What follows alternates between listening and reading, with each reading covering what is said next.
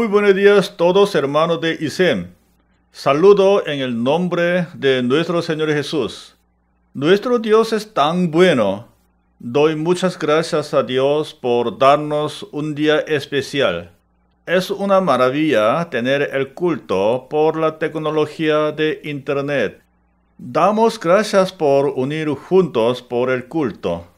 A través de ese culto, adoramos a nuestro Dios en espíritu y en verdad.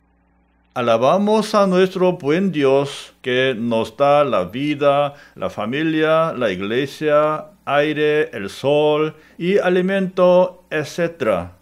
La paz de Dios esté en medio del compañerismo de los miembros de cada familia. Animamos unos a otros y oramos unos a otros. Les doy muchas gracias a Pastor César por su prédica y a los hermanos que dirigen las alabanzas. El gozo por el culto esté a todos ustedes. Dios les bendiga por ese culto y los guarde a todos ustedes durante toda esta semana.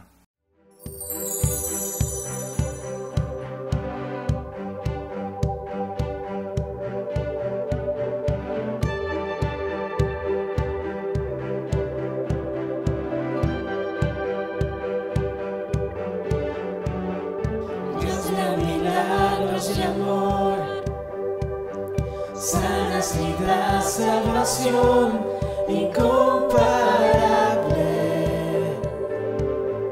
Eres tú, brillas en la oscuridad, clamamos con tu libertad incomparable.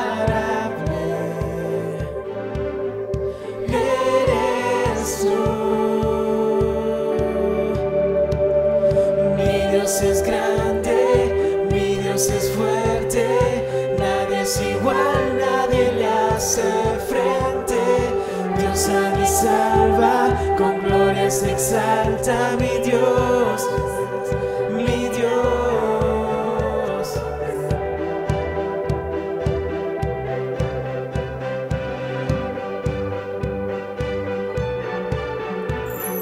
Brillas en la oscuridad, con tu libertad incomparable. Eres tú, mi Dios es grande, mi Dios es fuerte, nadie es igual, nadie le hace frente. Dios sana y salva, con gloria se exalta mi Dios, mi Dios. Mi Dios es grande, mi Dios es fuerte, nadie es igual, nadie le hace frente. Dios sana y salva, con gloria se exalta mi Dios, mi Dios.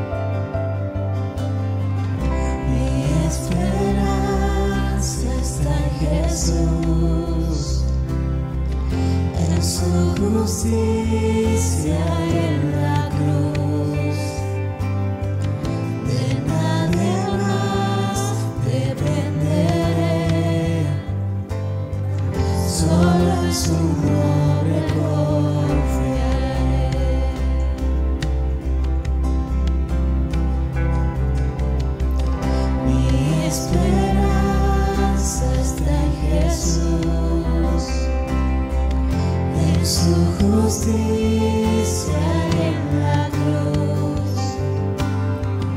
De nadie más dependeré, solo en su nombre confiaré. En Jesús fuerte soy, solo en mi roca es, sobre la tempestad Él es Rey.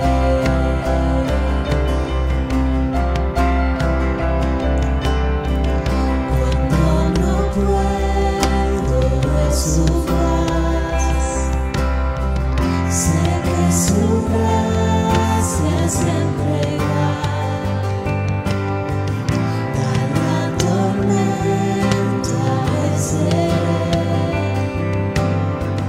mi alma firme está en Él.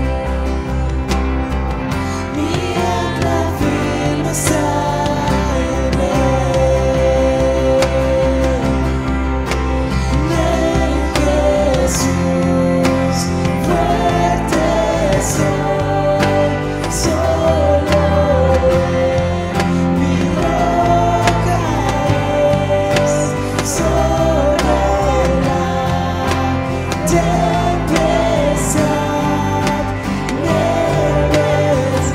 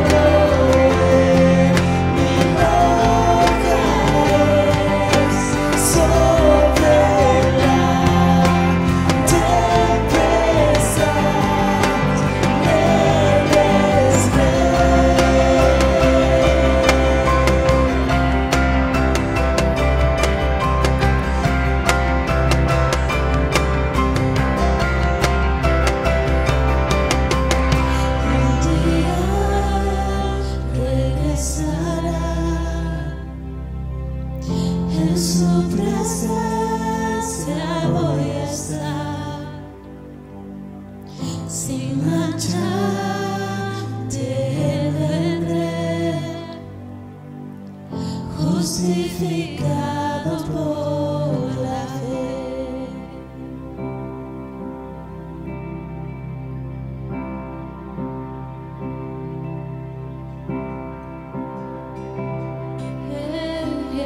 Jesús fuerte soy, solo en mi roca es, sobre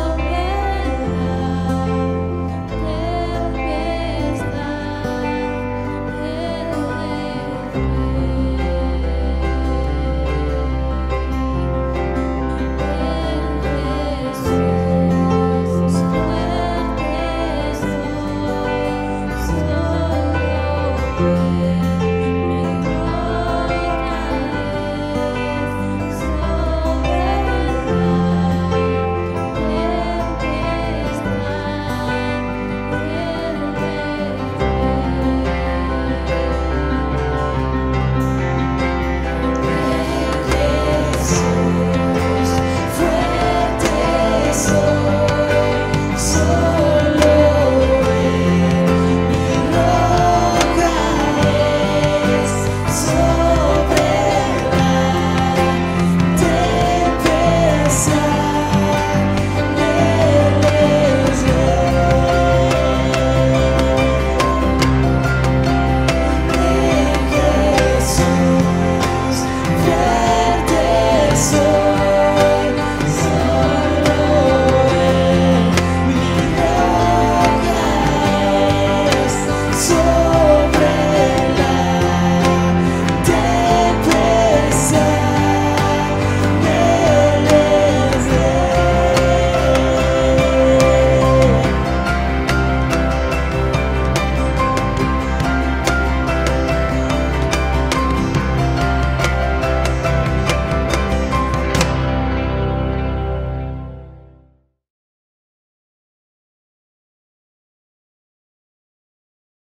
Recuerdo mucho el primer devocional del año que compartí a los trabajadores del colegio donde trabajo.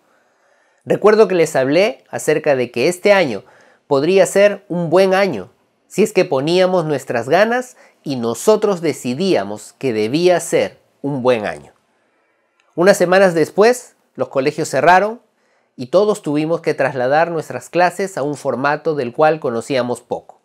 Los planes, salidas, celebraciones, competencias, etc. tuvieron que cancelarse. Decepción. Janet es una joven que terminó el colegio con mucho esfuerzo el año pasado. Postuló a la universidad e ingresó a estudiar. La pandemia hizo que sus padres pierdan el trabajo y ella ha tenido que hacer un receso en sus proyectos hasta el próximo año. Decepción. Germán había postulado a varios puestos de trabajo durante el 2019 sin éxito. A inicios de este año me llamó para contarme que había sido aceptado en una compañía constructora. Estaba feliz y hacía planes de estudios posteriores. Después del primer mes de la crisis sanitaria, le comunicaron la cancelación de su contrato. Ahora está sin trabajo otra vez. Decepción. ¿Algo en común? Por supuesto. El sabor triste de los planes o expectativas no cumplidas que traen una profunda y sentida decepción. La decepción ocurre cuando las expectativas no encuentran satisfacción con la realidad obtenida. Cuando lo que esperamos no es lo que recibimos, sino que recibimos algo mucho menor de lo que esperamos. A veces es sencillo entender y acomodarse a la nueva situación. A veces es muy difícil. Hay un texto muy ilustrativo acerca de la decepción que enfrentó el pueblo de Israel y la respuesta que Dios le dio a la situación de este pueblo. El texto se encuentra en Éxodo capítulo 14, versículos 1 al 18. Dice así el texto bíblico. Habló Jehová a Moisés diciendo: Di a los hijos de Israel que den la vuelta y acampen delante de Pi-Hahirot, entre Migdol y el mar, hacia Baal-Zephón. Delante de él acamparéis junto al mar. Porque Faraón dirá de los hijos de Israel: encerrados están en la tierra, el desierto los ha encerrado. Yo endureceré el corazón de Faraón para que los siga, y seré glorificado en Faraón y en todo su ejército. Y sabrán los egipcios que yo soy Jehová, y ellos lo hicieron así. Y fue dado aviso al rey de Egipto que el pueblo huía, y el corazón de Faraón y de sus siervos se volvió contra el pueblo, y dijeron: ¿cómo hemos hecho esto de haber dejado ir a Israel para que no nos sirva? Y unció su carro y tomó consigo su pueblo. Y tomó 600 carros escogidos, y todos los carros de Egipto y los capitanes sobre ellos. Y endureció Jehová el corazón de Faraón, rey de Egipto, y él siguió a los hijos de Israel. Pero los hijos de Israel habían salido con mano poderosa. Siguiéndolos pues los egipcios, con toda la caballería y carros de Faraón, su gente de a caballo y todo su ejército, los alcanzaron acampados junto al mar, al lado de Pi-Hahirot, delante de Baal-Zephón. Y cuando Faraón se hubo acercado, los hijos de Israel alzaron sus ojos, y he aquí que los egipcios venían tras ellos, por lo que los hijos de Israel temieron en gran manera y clamaron a Jehová. Y dijeron a Moisés: ¿no había sepulcros en Egipto que nos has sacado para que muramos en el desierto? ¿Por qué has hecho así con nosotros, que nos has sacado de Egipto?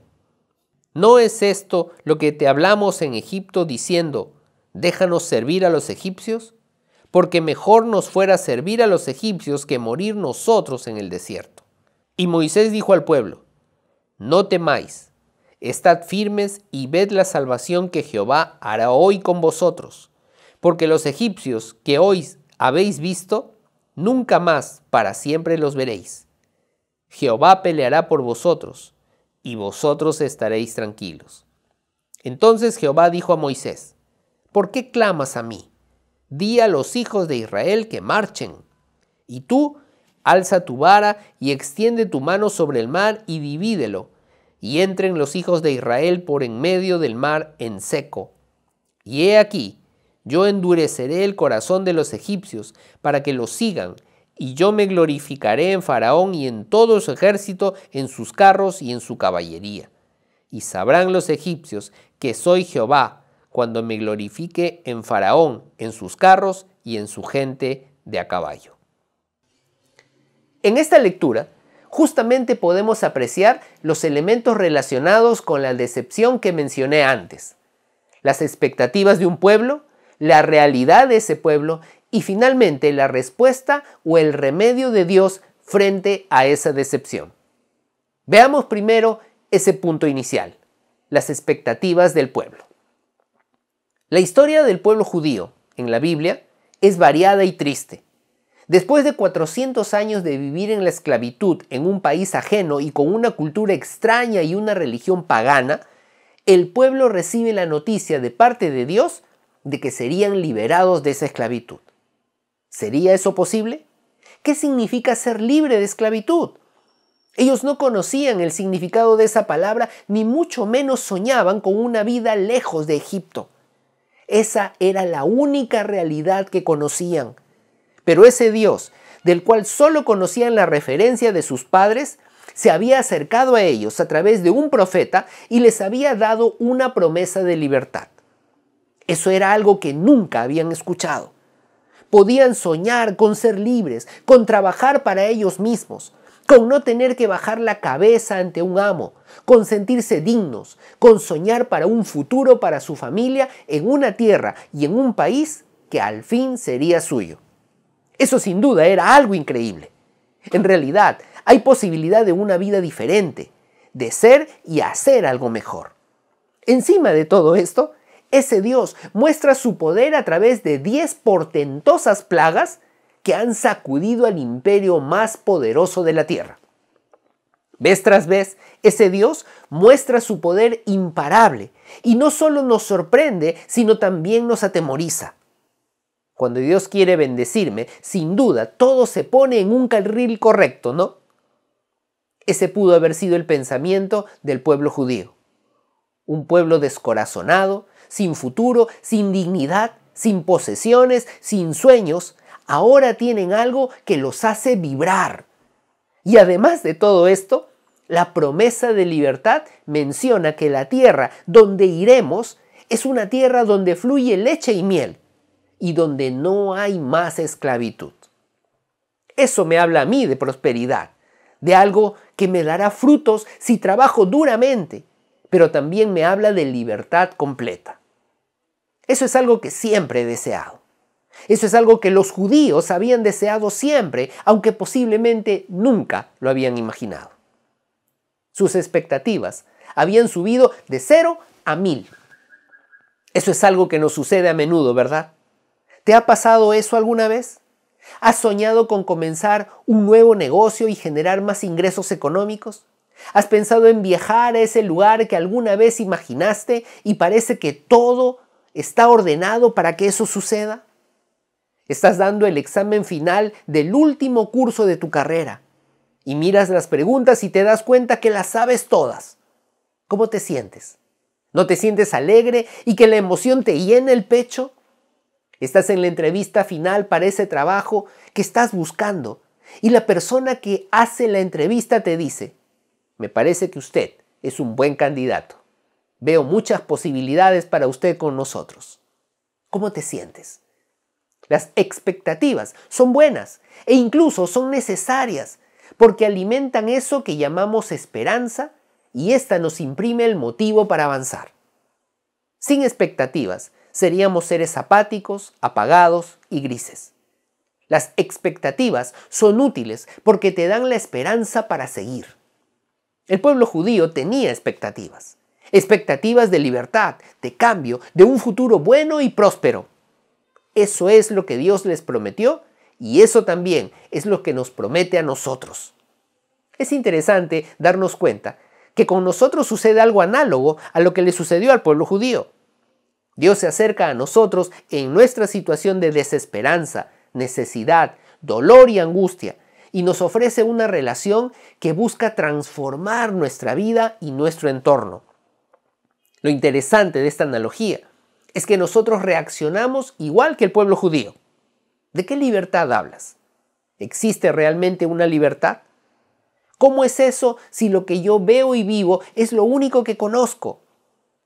Lo que puedo decirte es que sí hay posibilidad de una vida diferente. Hay posibilidad de hallar consuelo y alivio e incluso todo ello en medio de este tiempo de pandemia. Ese cambio de vida, esa esperanza de cambio es real si tú te decides a dar el paso, un paso de fe. Un segundo elemento por considerar es la realidad que ese pueblo enfrentaba, que era sin duda algo muy diferente de las expectativas que ellos tenían. Los versículos 10 y 11 nos muestran la persecución por parte del faraón. Esa persecución representaba para los judíos la muerte o el regreso a la esclavitud. Representaba el quiebre de ese sueño que recién estaba comenzando a vivir y tal vez el volver a una situación mucho peor que la anterior. Regresar humillados, ser el objeto de burla de los egipcios y exponerse a maltratos mayores. Ese era el miedo a la decepción. La realidad los enfrentaba al miedo y decepcionarse, y eso es algo que los seres humanos le tenemos más temor. La decepción produce desánimo y trae como consecuencia un cinismo hacia la vida y hacia cualquier ideal de mejora. La realidad del pueblo judío les mostraba que la libertad no estaba tan cercana como ellos habían pensado y que la estabilidad que habían dejado se había convertido en una angustia acerca de su futuro. Cuando esto sucede, los seres humanos reaccionamos de manera negativa, con reclamos airados y con razonamientos que no son reales, prefiriendo un estado de angustia, limitación y esclavitud a una posibilidad de libertad y desarrollo. Increíblemente, apoyamos ese conocido refrán, más vale malo conocido que bueno por conocer, pero lo aplicamos a una situación de desdicha crónica, como si fuera buena, y rechazamos la posibilidad de una dicha permanente. Los judíos le dijeron a Moisés, mejor nos fuera servir a los egipcios que morir en el desierto.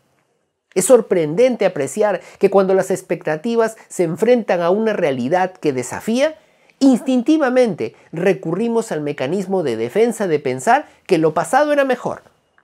Los judíos habían sido esclavos, eran maltratados, abusados y matados, sin posibilidad de reclamar algo. Pero ellos no recordaban eso y decían que esa situación era mejor que morir. Cuando hay una situación de crisis, es la voz del temor la que se levanta más alto. El pueblo judío era un pueblo quejoso y desesperado. ¿Cómo contestar a eso? ¿Qué responderle a una persona que se llena de temor ante el hecho de que sus expectativas no se cumplan y que prefiere no cambiar su estado actual de sufrimiento por uno mejor, solo por la duda? Tal vez yo mismo, de haber sido Moisés, hubiera pensado algo similar a lo que los judíos hicieron en ese momento. Pero esa no fue la respuesta de Dios. Es en el tercer elemento de la historia donde nosotros podemos apreciar el clímax del relato y a la vez la enseñanza que Dios le dio al pueblo de Israel y nos da a nosotros también. Son las palabras de Moisés las que aparentemente se convierten para nosotros en el lema de un seguidor de Dios frente a situaciones difíciles, ¿verdad? Veamos bien lo que dice la Escritura. En el versículo 13, Moisés, asumiendo su rol de líder, le dice al pueblo judío, no teman, estén firmes y observen la salvación que Jehová hará con vosotros. Impresionantes palabras.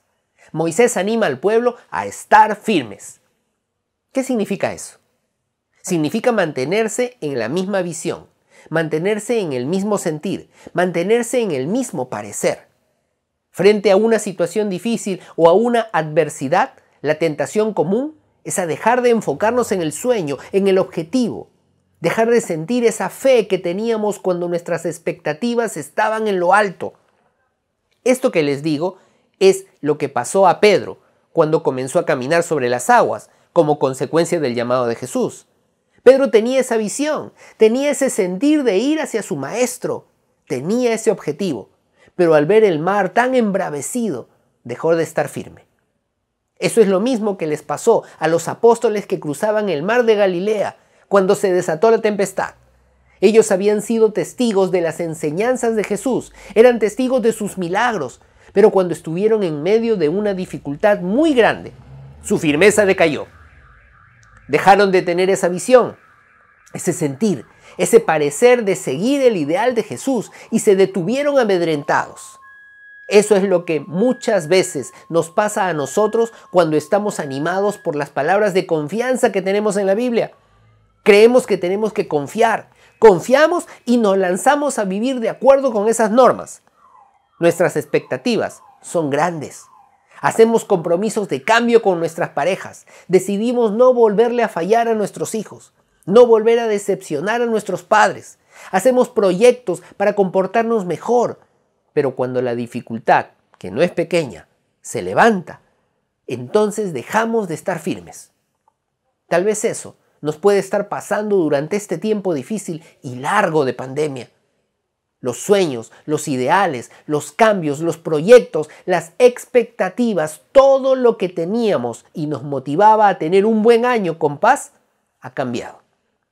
En su lugar, vivimos tiempos de escasez económica, de enfermedad, de temor, de incertidumbre o de dolor. La decepción nos ha quitado la paz. Tal vez tú que estás mirando esta pantalla, estás experimentando eso. La decepción te está quitando la paz y ha tirado por los suelos tus expectativas. Tal vez este tiempo grande de dificultad está removiendo tu firmeza. Te dije al comenzar, al ver este momento, que aparentemente las palabras de Moisés se convierten en el eslogan de fe, ¿verdad? ¿No es así? Te podrás preguntar, ¿qué es lo que dice el pastor? Te pido que miremos el relato una vez más. El pueblo judío se encuentra atrapado. Ha salido de Egipto, la tierra de su esclavitud, de su miseria, y va con grandes expectativas hacia un futuro nuevo y diferente. Llega frente al primer obstáculo geográfico, que es el Mar Rojo, y no saben qué hacer. Pero esta confusión se torna en miedo y desesperación cuando ven al ejército de Faraón que viene a matarlos. La tensión aumenta, el pánico cunde y muchos comienzan a dudar y a perder su firmeza en la promesa de Dios. Moisés los anima con palabras muy profundas de fe. Les dice, no pierdan esa firmeza, no pierdan ese ideal que Dios les había dado. Les promete la acción de Dios en ese tiempo de necesidad. Hasta allí todo va bien. Pero es aquí donde Moisés le dice algo al pueblo que yo he pensado por mucho tiempo que era una promesa de confianza para mí. El profeta le dice al pueblo en el versículo 14, Jehová peleará por vosotros y vosotros estaréis tranquilos. ¿No es una linda promesa? ¿No es lo que deseamos escuchar en este tiempo de pandemia, de duda, de decepción? ¿No deseas escuchar unas palabras de tranquilidad que te digan, cálmate, quédate quieto, que Dios hará todo para bien? Claro que sí. Yo estoy deseando escuchar esas palabras y seguramente tú también. Todos estamos en medio de un tiempo que ha golpeado de una manera o de otra las expectativas que teníamos acerca de muchas cosas. Eso nos ha producido decepción. No solamente nos decepcionamos por la situación de emergencia sanitaria que vivimos, sino que también nos decepcionamos de las autoridades y los líderes que tenemos. Todo este contexto nos produce una crisis de vida terrible que nos hace mirar hacia atrás, pensando que nuestra vida pasada era mejor, que vivir con nuestras frustraciones anteriores era mejor a lo que estamos enfrentando hoy. Es allí donde las palabras de Moisés suenan como una melodía dulce, ¿verdad? Yo también lo pensé así. Fue entonces que leí lo que dice el versículo 15 y me sorprendí con lo que encontré. Entonces Jehová dijo a Moisés, ¿por qué clamas a mí? Di a los hijos de Israel que marchen. Dice la versión Dios habla hoy. ¿Por qué me pides ayuda? Ordena a los israelitas que sigan adelante. La expectativa, la esperanza, la promesa de Dios siempre está allí, presente, firme, no cambia. Dios corrige la percepción de Moisés. La acción de Dios no se realizará cuando su pueblo se quede tranquilo, esperando pasivamente una acción sobrenatural. La acción sobrenatural de Dios se dará cuando su pueblo siga marchando de acuerdo con la confianza que tienen en Dios. La fe en Dios no se demuestra en la espera pasiva de un milagro sobrenatural, sino en la espera activa de que Él cumplirá sus promesas. Dios guía la mirada del profeta y de su pueblo hacia lo verdaderamente importante. ¿Por qué me pides ayuda? ¿Sabes cuál es mi promesa? ¿Sabes lo que yo deseo para ti? ¿Sabes que tienes que confiar en mí? Entonces, sigue avanzando. No te estoy tratando de decir que debemos ser indolentes. No estoy diciendo que Dios no se ocupa de tu dolor, de tus decepciones, de las pérdidas económicas, de tu escasez. No. Dios sí se ocupa de eso. Sí mira tu pesar, mira tu frustración, mira la tensión que sientes, mira tu decepción. Pero recuerda la promesa que hizo a su pueblo. Yo los voy a sacar a una tierra buena y nueva.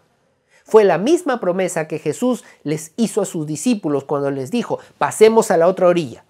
Fue la promesa que le hizo a Pedro cuando le dijo, ven, para que camines sobre las aguas. La promesa de Dios es libertad de tu estado actual. La promesa de Dios es el cambio en la manera de relacionarse. La promesa de Dios es cambiar la forma de mirar esta vida y esta sociedad de decepción. Él lo va a hacer.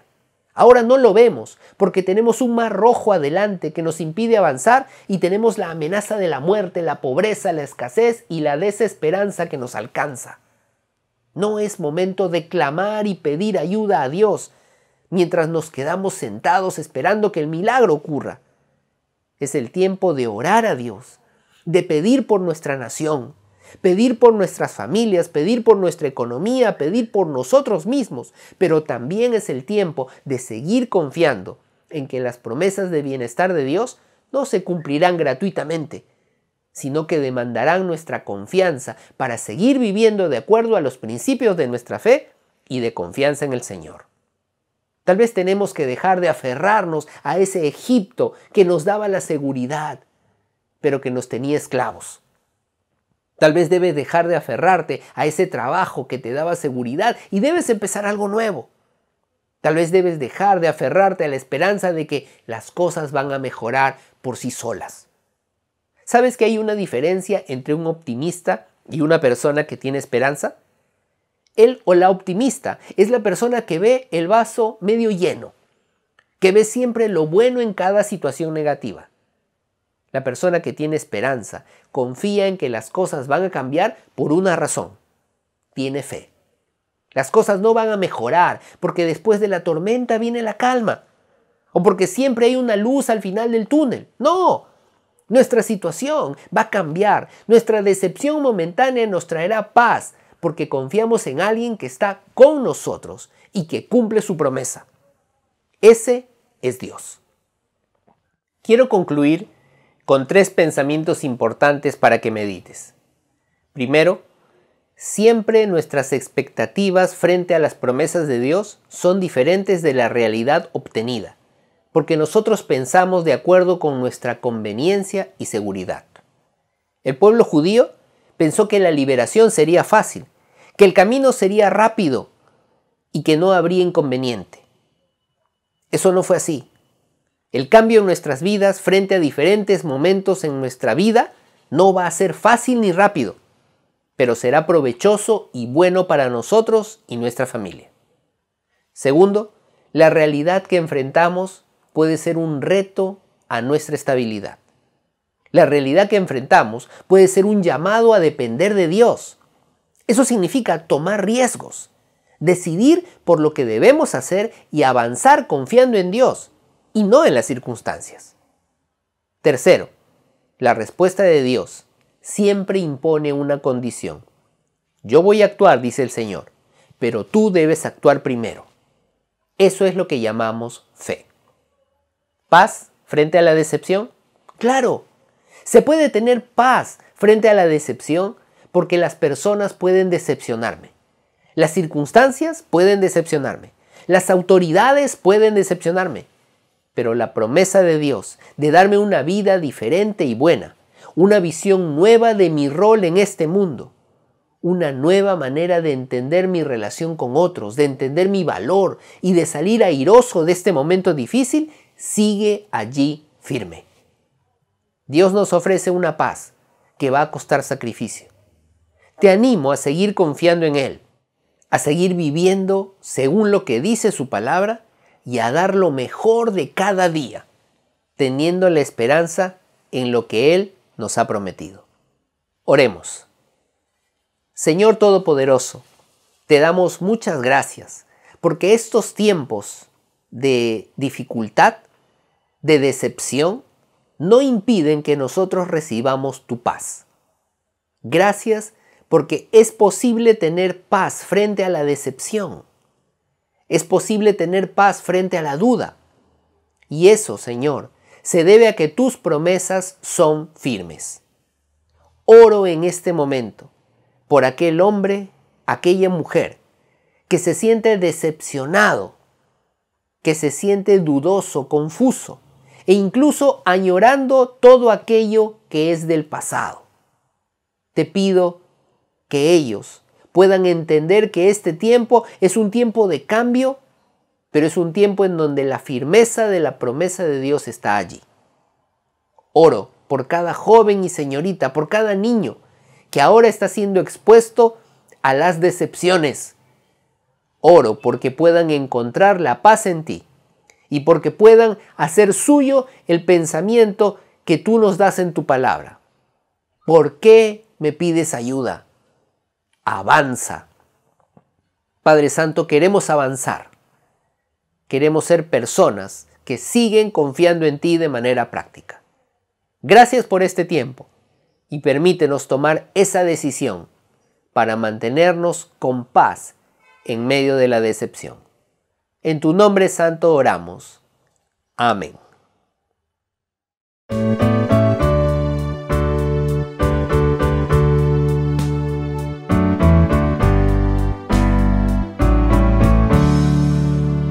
En Jesucristo se halla la paz, en horas negras de tempestad, tienen las almas dulce solar, grato consuelo, felicidad.